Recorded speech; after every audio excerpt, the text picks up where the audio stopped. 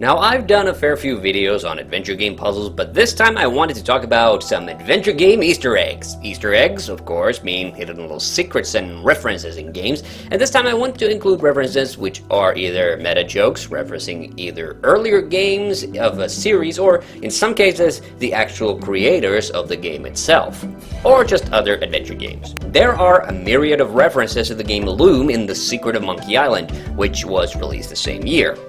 At the Scum Bar, the player is likely to bump into Cobb, who is a character from the game Loom, and will simply reply with "I" to any other questions except once you ask him about Loom. The seagull at the back of the Scum Bar is also the exact same model as the one used in Loom. And after getting shot out of a cannon, Guybrush can say that his name is Bobbin Threadbare, which is the name of Loom's protagonist. The Curse of Monkey Island also features a reference to Loom. In that game, Elaine is turned into a gold statue, and the voodoo lady quips that Guybrush is lucky she wasn't turned into a swan, which is what happened to the Weavers, including Bobbin's mother in Loom. Additionally, a double reference to Cobb and Grim Fandango can be found in the form of the dead pirate at Blondebeard's Chicken, who carries an "Ask Me About Grim Fandango" button on him. Also, he's very clearly Manny Calavera from Grim Fandango, though on the account of him being dead, he of course doesn't reply to Guybrush's questioning. Simon the Sorcerer 2 actually makes references to two LucasArts games, even though Simon 2 was made by a different company. Looking at the horse carriage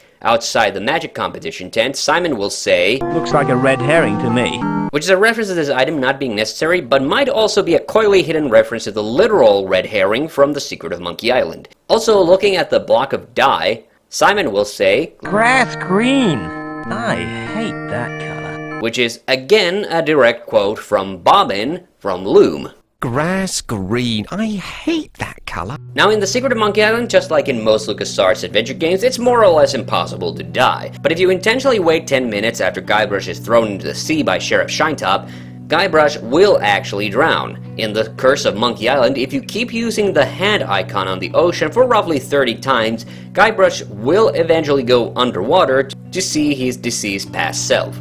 Similarly, looking up the crack in the Gootsu family crypt, Guybrush's head will pop out of the stump in the forest on Melee Island. This was a cheeky reference to an in-joke in the original Secret of Monkey Island, where if you try to use the stump in the forest, the game would simply keep requesting different floppies until Guybrush relents. This joke was removed from the later CD-ROM versions of the game since it wouldn't have made any sense anyway. Now, Broken Sword 2: The Smoking Mirror, there's a reference to a different older game by the same company. While playing as Nico in the abandoned underground station, you will find an old English penny. You're supposed to use the penny in the weighing machine, but before you do, you can also use it on the candy machine. A ghost will eventually appear, and if you offer it chocolate, the ghost will simply disappear, but will then open up an exit from the area. Here, Nico will have a run-in with Robert Foster from Revolution Software's Beneath the Steel Sky. And here's a more subtle one from the remake of the first Gabriel Knight. A portrait on Malia Getty's fireplace appears to be of Malia herself, but if you look at it closely,